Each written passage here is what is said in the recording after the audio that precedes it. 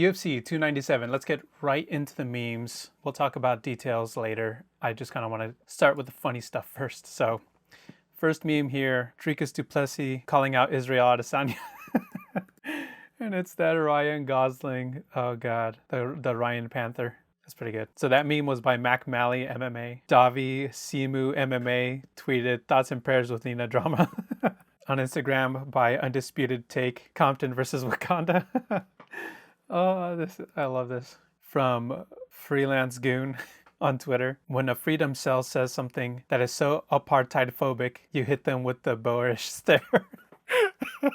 Oh my God. Dude, South Africa, you just can't catch a break. Who the fuck is this guy? It's Sean Du Plessis. Davi Simu MMA again says, one guy is fighting for the hood, the other guy is fighting for his tribe. Oh, these memes are golden. Another one from Mr. Testosterone Estrogen. Sean Strickland should walk out like this.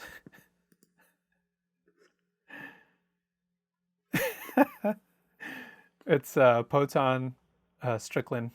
Poton Strickland in the house. This from the UFC stats on Twitter. ESPN praying for Dricus to get it done. Oh, shit. Oh my God. This is Joey Diaz. Pounding. My balls are sweating. I'm ready to stab a motherfucker. I'm over here. Strickland against Dricus, whatever his fucking name is. Pounding. My balls are sweating. I'm ready to stab a motherfucker. I'm over here. Strickland against Dricus, whatever his fucking name is. Joey Dricus. That was tweeted by The Art of War 6. This one's from Brendan Schwab's account. It says, no such thing as a boring UFC pay-per-view when Joe Rogan has smelling salt for the boys. I don't know if I'm going to be able to get away with playing most of this one because of this song. I might have to cut this clip out of YouTube, so if you want to see it in full, if it does get cut from YouTube, you're going to have to go watch it on Rumble or BitChute. Yeah. It's time for the sniffing salts. Let's do it. Let's go, Joey. Get him back in. They already got the Blade song playing in their head. Let's go. Round 4. You know what I feel? Listen to the theme song from Blade when you snort this. It just goes. Oh, the beginning. What's going in there? That's crazy. That's how you know your nose been through some shit. Dude, your nose has been through some Going shit. in my eyes. I don't know how you can do that. Dog. It'll burn your ass. I'm from fucking Jersey. I've been snorting bad ass since I was a fucking boy. You know what I'm Oh, saying? there's a song. Fucking Hudson River, my own farts. I got Get in there, a Shop. toenail.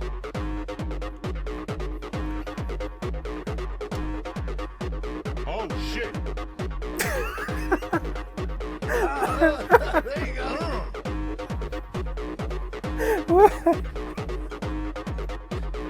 Round two. They Here got we go. up. They got up.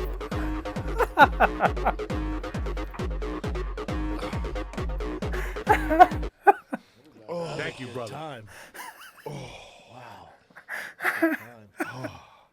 His face. That scene. With a turkey baster. Oh, what a classic JRE moment. All right, this one is from AJ Duce on Twitter, and it's, at the moment, both Sean and Dricus landed the jab on each other, which is reminiscent of the Dragon Ball Z simultaneous jab. Oh, that's a good one. That was good. All right, so before we begin, I just want to give my own channel a little bit of a shout. I did a tutorial recently on how to do a proper roundhouse kick. So if you guys want to learn how to do a roundhouse kick, a proper roundhouse kick, go ahead and check out this tutorial on my channel. And I break it down, all the movements mechanically of your body, how to perform this kick correctly. Anyways, okay, so let's get back to our scheduled program here. Because there's a lot of controversy about the decision of this fight, I did want to take a look at the overall stats from the fight. It is in my opinion that they should have just called it a draw and had them fight again later. I think Sean, he edged it out. I feel like Sean did enough where he did win, but it was so close that they really could have just called it a draw and get, I know we've done that with the Brandon Moreno and the Figueiredo before, so I don't see why it would be a problem to do something like that again when the fight like this is so close. Anyways, so if we look at the fight overview here, Strickland had a 44% total strike over Dricus's 39%, basically with a total of 183 to Dricus's 140. Dricus did get the takedowns. He attempted 11 and landed 6 of them. Significant strikes here. Sean had 173 to Dricus's 137. 42 to 39% difference. If we look at strikes by target, Sean landing 91% headshots, Dricus landing 59% headshots, significant strikes by position. So this is one of the situations where Sean won the fight, but Dricus won the decision. And I guess we'll get into a little bit more of that later. So I know the decision got people really divided, especially because a lot of people on Twitter are either very much in support of Sean or very much hate Sean because of the way he's very outspoken. Before we get into more details of the fight though, I do believe there is another player in Sean Strickland's loss for UFC 297, the one and only, the undefeated Drake. Terrence McKinney tweeted, "Okay boys, place your bets on DDP. Drake bets 700K on Sean Strickland." Jamal Hill just put, "God damn it, Drake." This guy, Drippy Diesel, "We need to start a petition to ban this dude from DraftKings." This guy, AJ, when he found out that Drake bet on Sean Strickland, he just posted this video of, Please! Please! No!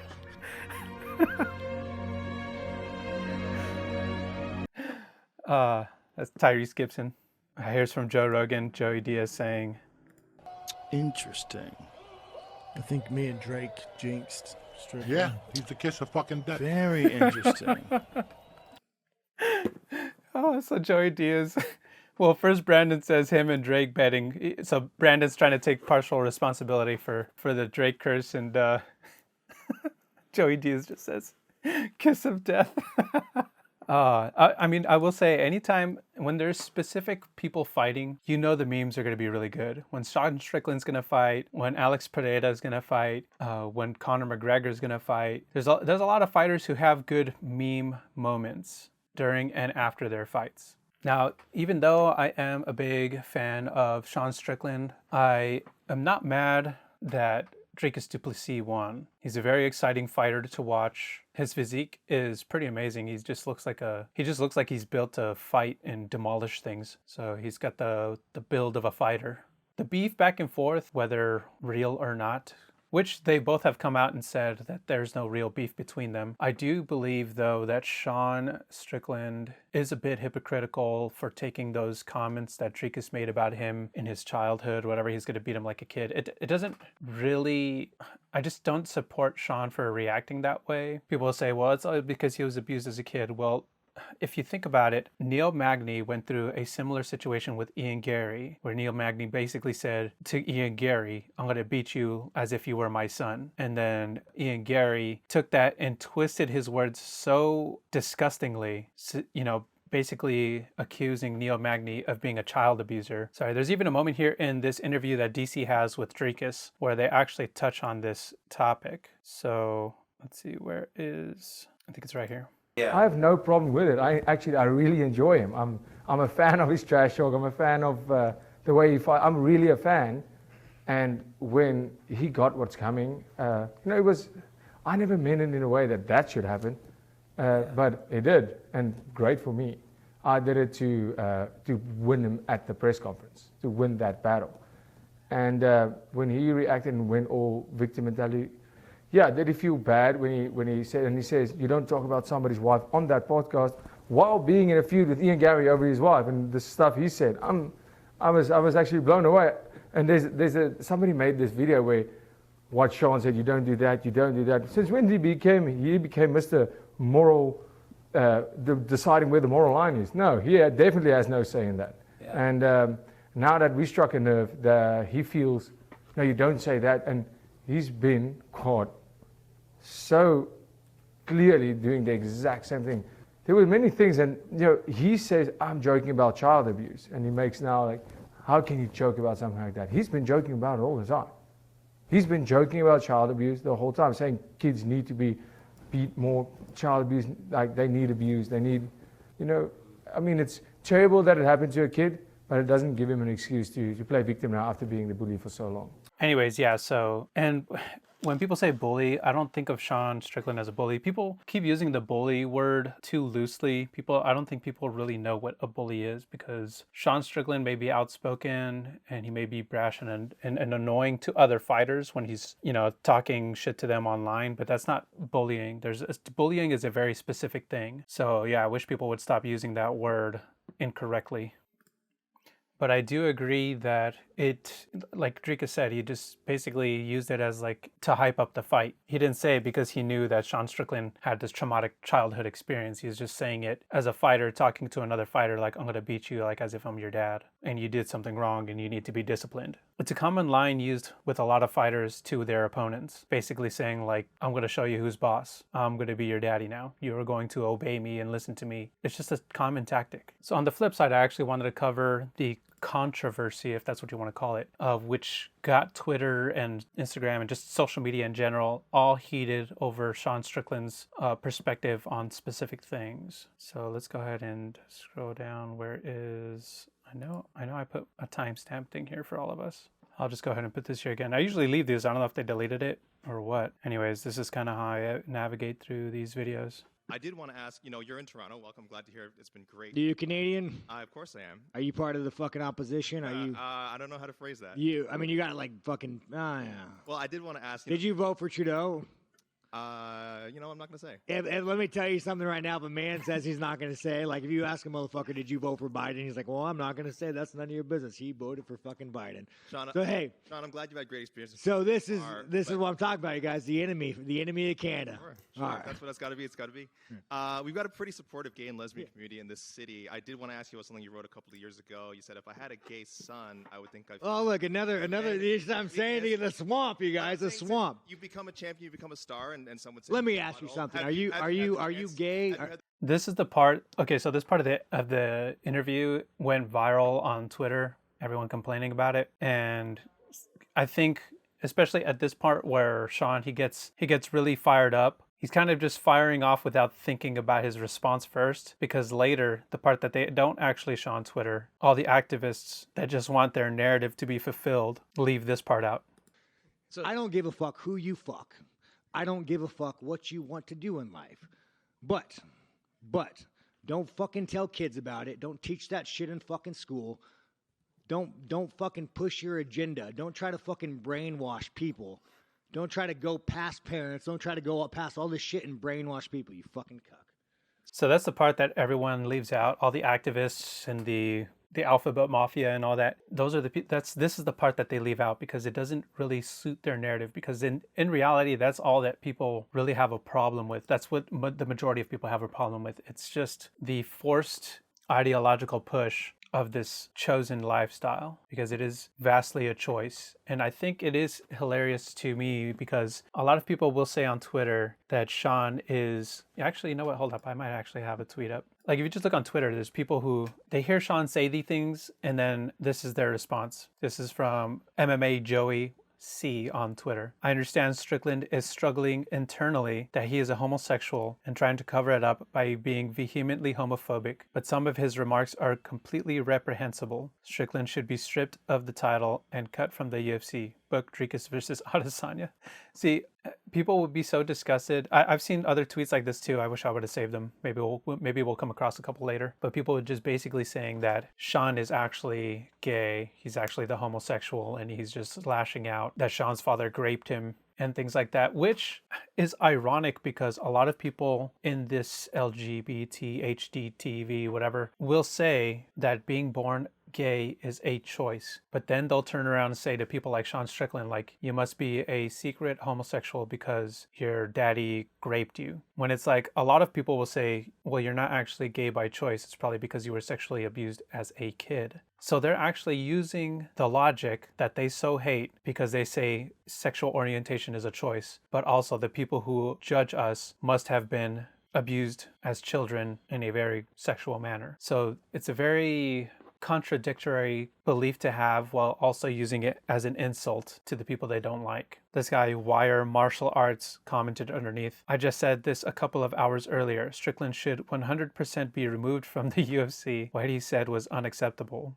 See, this is what I'm saying. Like, these people are they really are, as Sean said in that interview, an infection. This ideology is an infection. It is infecting everything everywhere. You can see all the crazy things that public school teachers are trying to push onto children. They've infiltrated Hollywood long ago, trying to inject their political and their LGBT agendas into Hollywood films. One of those creators from Disney even openly admitted to this, talking about my not-so-secret gay agenda in Disney films. And now we have it here in MMA, where everyone is just seething because Sean Strickland is talking facts. Let's actually take a look at this other clip. So this is from the Dan Libtard show with Stugots. I don't know. Anyway, let's take a listen to this. That is bullshit that we allow that. It's bullshit. And we can't ignore it. And we should. If there isn't gonna be a punitive measure, let's move on. Move the fuck on. But there can't be a punitive measure, Mike, if the person in charge doesn't feel anything in the way of pressure. Like, there has to be the outrage and the reaction to it. Now, I understand that the reaction these days to the outrage is to simply say, you're too sensitive. You want to cancel me. This isn't freedom, you being outraged by every little thing. But this kind of speech is not a little thing. He's wearing a T-shirt that says, women go back in the kitchen. Well, like, what are we doing? like that's not... Well, we haven't even touched on that. That's hatred of 40 years ago. We kind of got past that. And now we're just rehashing it because there has been a change. And it's the same people that asked for politics to be kept out of sports and have introduced this vile hatred into it while being platformed, while being legitimized as the former president of the United States sits next to Dana White. Platformed, legitimized, all these buzzwords that they use. Like, you have a platform, you should speak on behalf of my agenda. Like, no, we don't have to speak on behalf of your stupid agenda. Head of their company at big marquee events. It's just, as it's on ESPN. I asked Jimmy Pitaro, what gonads are you going to show me in this instance? Because that pay-per-view is on ESPN Plus. That is on ESPN Plus. And I know Disney is an inclusive company. I worked for it. Inclusive. Oh my God. The DEI. You say nothing? You know what? You were right, Dan. I'll walk it back. End of the segment. I have to change my mind on something. I'm glad you made us play that video. Because while the UFC isn't going to do anything about it, I would challenge ESPN to make a public statement on this. Because that kind of hate is going over their airwaves. The Walt Disney Company. What is hateful about being like, hey, these are just kids. Do we have to teach them about sex and sexual orientation? It would be useful for the kids to learn things like basic math, reading, just literature, just the things that you need to learn in order to survive. What? Are you a chicken shit? That you allow this with impunity? Regularly, but it's never been this vile. The guy's wearing a T-shirt that says, women belong in the kitchen, a gun in every hand. Disney's a family company. Hell, Disney's a company. Take family out of it. This is revolting. You have that guy's last name on a pay-per-view.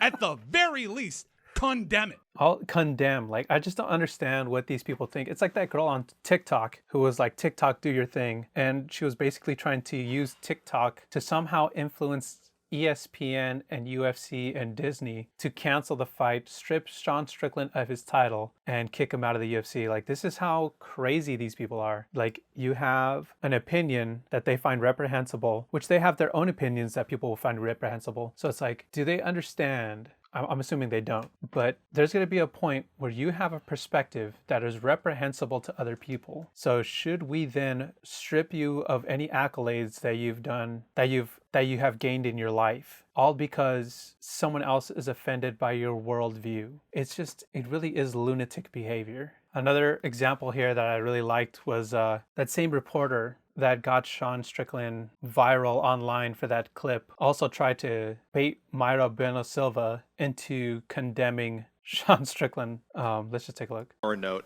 Sean Strickland, he made a sexist comment about your fight with Raquel. I know you've responded. What will you say if you see him this week? I love you, Sean. Oh. He's very funny. Like, okay, see, like the woman in every kitchen, like that's a woman right there. This is her perspective on Sean's perspective. So that's what I'm saying. Like people being outraged on behalf of other people who are not even outraged about what someone said. Another thing too that I really liked is that Dana White really knows how to handle a reporter as well. Let's take a look here. Dana, I just want to go back. You were talking about like, you obviously give a long leash to your fighters about, what they can say when they are up there with a UFC microphone and you are getting into territory of homophobia, transphobia. Like, is there... I don't give anybody a leash. Well, I'm saying you... A leash? Like... Free speech. Control what people say. Gonna tell people what to believe. Gonna tell people... I don't fucking tell any other human being what to say, what to think, and there's no leashes on any of them. What is your question? I was asking that question. I'll move on, though. Yeah, probably a good idea. That's ridiculous to say I give somebody a leash. Free speech, brother. People can say whatever they want, and they can believe whatever they want. And I don't think there's any... We had two gay women who fought in the co-main event. They sat... One of which loves Sean Strickland, by the way.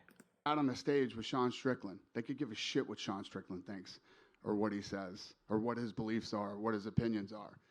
You know what I mean? Anyways, yeah, so that's what I mean. These reporters really are an infection. They are really just these cultural Marxists that don't even like the sport. They just want to come in wherever they can, like a cancer, and infect everything culturally until it has been destroyed. And there is only the few who get to control what the rest of us get to do and how we live and what we believe and what we don't believe. And it's just, it really is an infection. If we look here on Twitter, that guy, Davi Simu MMA, that gay journalist who Sean Strickland ripped at the UFC presser right now. It's just him just fucking going ham because Sean lost. And here, Israel Adesanya tweets, "The arc in my story was written long ago. Our paths are destined to cross again. Stay tuned for the next episode. Thanks for watching. We write history." And here it says, January 2016, Alexander Volkanovski.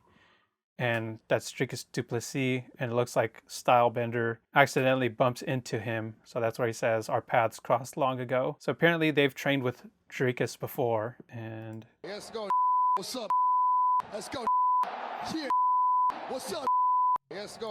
So that was July of 2023 when they acknowledge each other's Africanness, I guess, whatever you want to call that. And then he kind of just posts like a bit of a promo of himself as the UFC fighter. So yeah, we're probably going to get another Stylebender fight as much as people think he deserves it or not. Here, AJ Duche on Twitter says, in my opinion, the biggest takeaways you can take from this fight is Strickland's defense is elite. Dricus actually does have good cardio with his fixed nose. Both fighters have crazy heart to keep fighting in the shape they were in going into round 5. That's a pretty good take, actually. The last thing I also wanted to touch on was one of the only fighters to win out of the Canadians that night, which is sad for Canada because you guys only had 2 victories within your home country. But I would say one of them was pretty notable. I actually saw this on Twitter before the fight, and it said on Twitter, training humble one.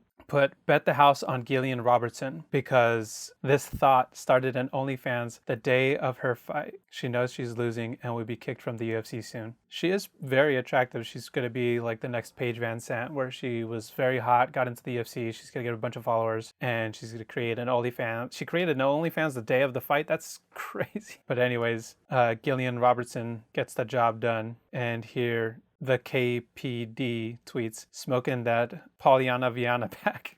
And here she is looking all hot with that, flashing some leg pre-victory or post-victory. I don't know what this is. I don't know how much damage she took, but she's over here looking spicy herself. Anyways, Canada, you guys got that. The rest of these, Mr. Testosterone over here says, these soy boys are embarrassing GSP. Canadian men are a disgrace, 0-7. And then underneath, Kurt 22 Troy says, the woman really carrying that country. Anyways, guys, thanks for tuning in. Again, if you want to learn how to roundhouse kick, check out that video on the channel and learn a proper roundhouse kick. Until then, I will see you guys in the next episode. Peace.